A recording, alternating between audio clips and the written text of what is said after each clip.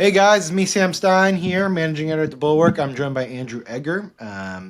Andrew has somehow commandeered my office, and I'm not sure how I feel about that. Andrew's going to talk about CPAC, which he went to on Friday. But before we get into that, as always, subscribe to the feed. Doesn't take much. Tons of benefits. Andrew, tell us about CPAC. Let's just set the stage. It's the annual gathering. It used to be about conservatism. It's now about Trump and MAGA-ism, if you want to put it that way, Trumpism. And this year in particular seemed crazy because Elon was there. He was brandishing a chainsaw. Trump went. JD spoke, I believe. It was just everyone. But you were there on Friday. What did you see? Yeah, CPAC's always been weird because it's like it is kind of this media event, right? It's like they put on this big party.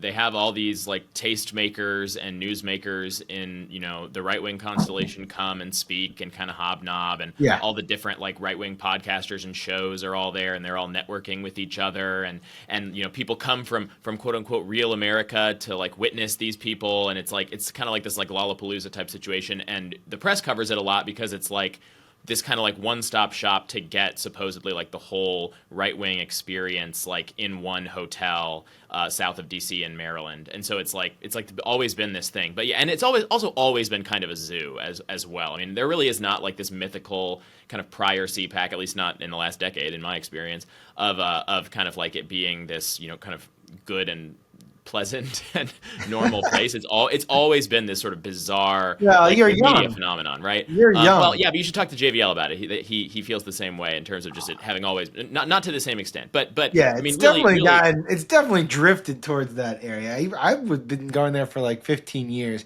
Yes, it's always been sort of a grifter central and Radio Row especially, but hmm I was there when I'd have to correct my memory, but I was there when Mitt Romney dropped out of the presidential primary one year, and people in the CPAC audience, which didn't have cell service at the time, were shocked. I saw people crying. Like, it was like it used to be a big newsmaker event, and now it's just, you know, it's always been a cross Lollapalooza. section of the biggest like news junkies on the right, right? So Right. like before that was like, yeah, you'd have people who were like really into Mitt Romney, but who were like really into Mitt Romney, who like flew to DC so they could like see Mitt Romney speak. You know what I mean? It's not exactly like a median voter situation. But anyway, Right. you are correct.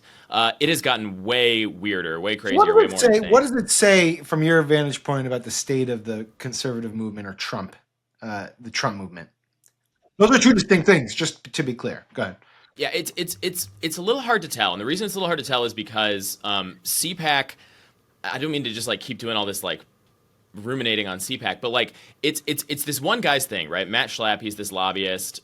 He's been putting it on, for years, and he likes it because it like lets him proclaim himself sort of like the grand poobah of conservatism. And there's a lot Right. of like self-congratulatory stuff there every year. And he is not like a dyed in the wool like internal MAGA guy. He's a lobbyist. He's like a schmoozer. He's a handshakes Well, guy. he's But made himself into one for purposes of advancement. that's Yeah. what's been interesting about it is that like CPAC was kind of on the vanguard of like letting all these people in. Like he invited Donald Trump to speak before it was clear that Donald Trump was going to like be welcome on the right. He Right. invited he invited RFK Jr. and Tulsi Gabbard to speak as soon as they kind of made themselves members of the MAGA coalition. He's like kind of like a way for these people to kind of come in and ingratiate themselves and be on the team. He's not to his bones a MAGA guy because he's kind of an establishment guy. There's also this weird like tension always. Like on day Right. one of CPAC, there was a lot of like kind of mini controversy because January 6th defendants were showing up and like expecting to have the red carpet rolled out for them and then being like turned away. They weren't able to like come in. There was like Right. But there were people. didn't he then like say, "Oh no, you're welcome here"? Something like Yes, because that. it blew up on right wing Twitter, and they quickly kind of covered their butts and were like, no, we love our January Right. our January 6th Patriots. All right. So what's Come the on nut in. They graph, rolled out the Andrew? red What's carpet. the nut graph here? What's the big picture takeaway? Oh, I never know. You make me go to CPAC. You pull in the stuff. You I see the mean, sites. I mean, the craziest thing to me about CPAC was a couple things. First of all, we are exporting election denialism now. There was like a CPAC Hungary and like a CPAC Brazil and a CPAC right. Korea, all of which the kind of like theme was like the leftists in our countries are trying to steal all of our elections and they're illegitimate, and we need to prop up these kind of God Emperor figures like you guys have successfully done now in America. Congratulations, American CPAC patriots. We need to see that replicated in, Korea or whatever. Not exactly framed in those terms, but that's sort of Sure. the gist.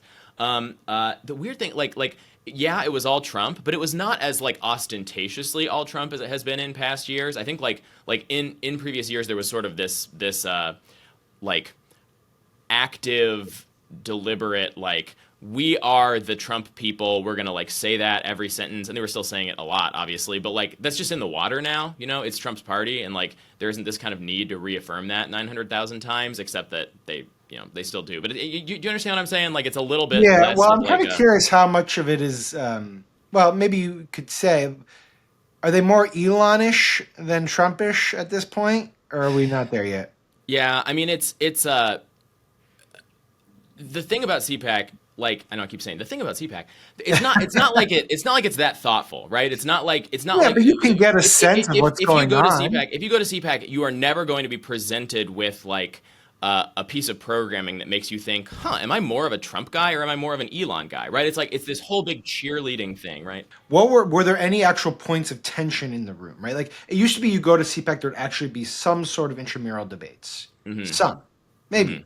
It could be about trade, it could be about, social issues like gay marriage, right?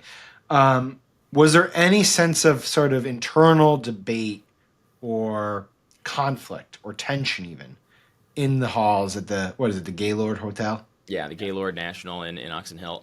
So with the caveat that I was there for one day, there might have been stuff on Thursday, there might have been stuff on Saturday.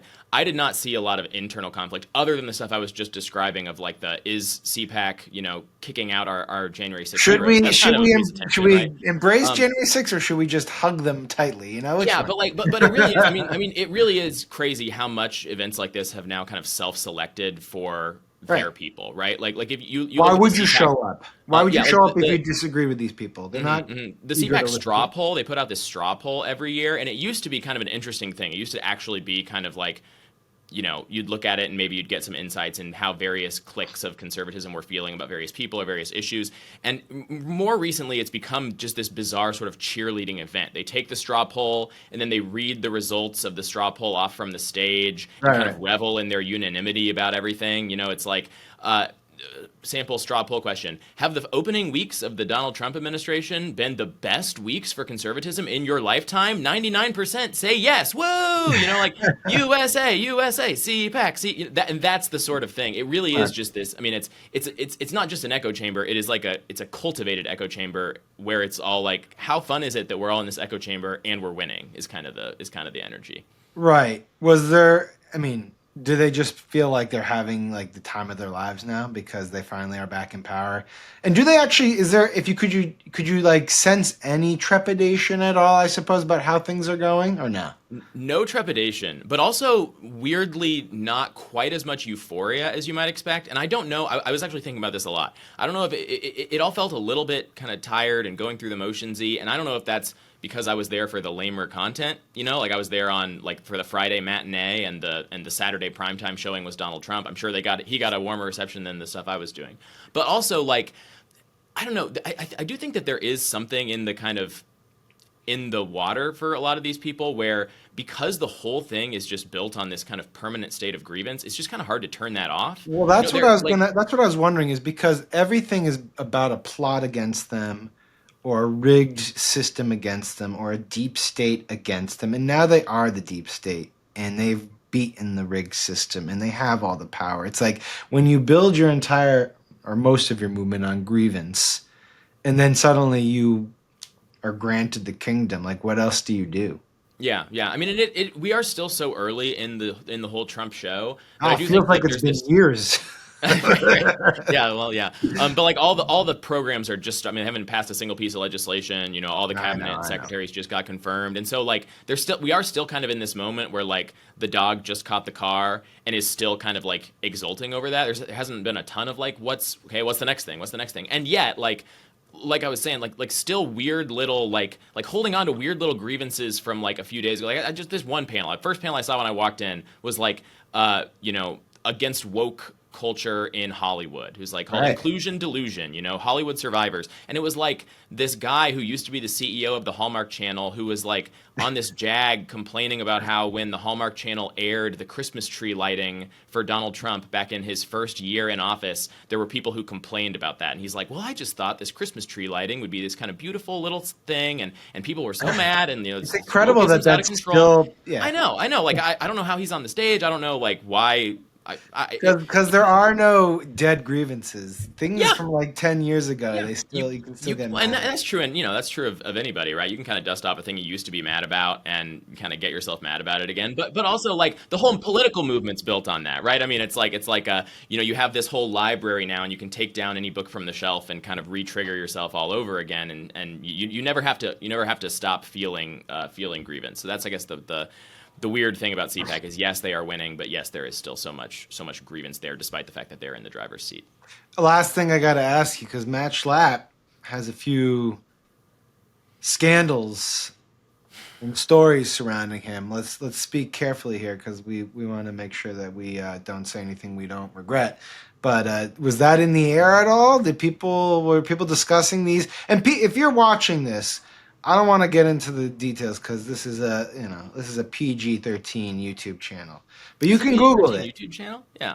You can Google it. He was involved in an altercation. There was a police report a few weeks people ago. That people can do the Googling. Okay. Was that in the air? The answer is not on stage. I did hope not not. see. Yeah, I did not see it litigated. It'd be weird if it was on stage, buddy. Hey, Matt. Well, he is so much on stage. I mean, like, he himself. Yeah, but even who cares? That'd be very weird it'd be very weird if a speaker got up there and said, "Oh, now that I'm done exalting Robert F. Kennedy, hey Matt, can we talk about what happened at that bar in Virginia?" That'd be weird. No, but it wasn't in the audience. No, I did see.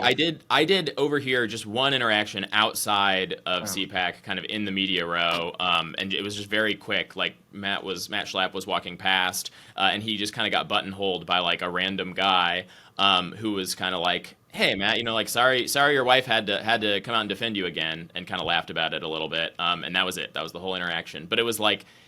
It was weird, because it's like, plainly this is on at least some people's mind as they're going into this, but what are you going to do? Like, he runs CPAC, and you're not. Are you not going to go to CPAC? I mean, come on. So I'll send you there regardless. I'm shocked that they let you in. All right, Andrew, I know you got a lot to do. Thank you for your dispatch. Thank you for your service. Thanks, Sam. No hazard pay for this one, but thank you for your service. We will be checking in with you on all of your writings on Morning Shots, which people should get. And as always, do subscribe to the YouTube feed, and we'll see you soon.